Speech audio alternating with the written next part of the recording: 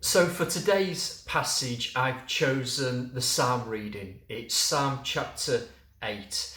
And as with all of the Psalms, this is a song of praise and worship. And it is a prayer from the heart to God.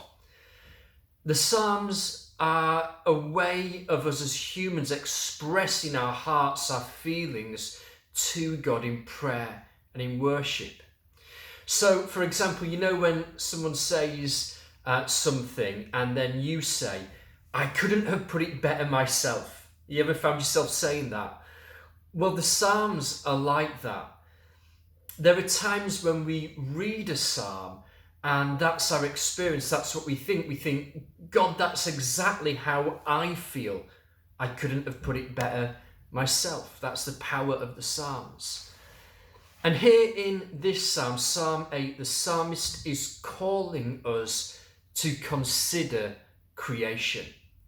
He's saying, take a moment, pause, lift up your head, look out and see what God has made.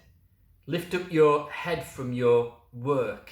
Lift up your head from your social media browsing and Amazon shopping. Lift up your head from your troubles and your stresses. And firstly, look out to creation. Look at the moon and the stars. Look at the beasts of the field. Look at the birds of the air, the fish of the sea. Even the human body with its complexity and its order. When we pause, when we look, when we consider the majesty of creation, our reflex response is like, wow, that's amazing. Our hearts reflex to that stimulus of beauty is worship. Worship is as natural as blinking when poked in the eye with the beauty of creation.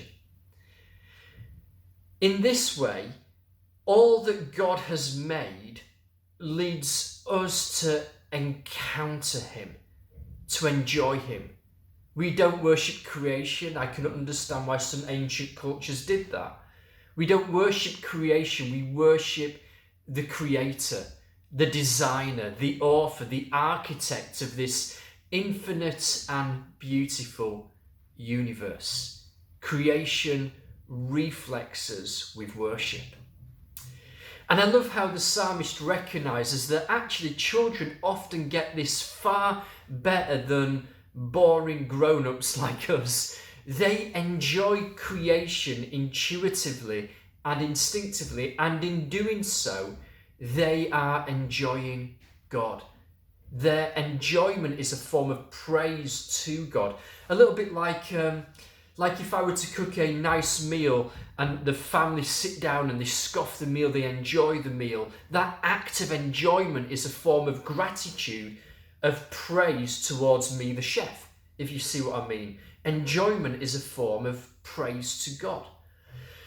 So I'd really encourage you today, as we think about this psalm, to do what the psalmist encourages us to do, that whenever our attention is captured by the beauty of creation, just to whisper a little thank you to the Creator, to turn that encounter with creation into a simple act of worship, of thanksgiving.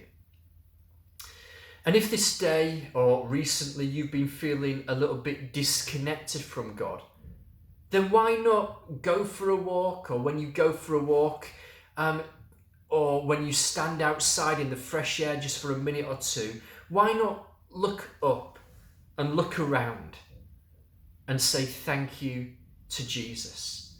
Turn that encounter with creation into worship.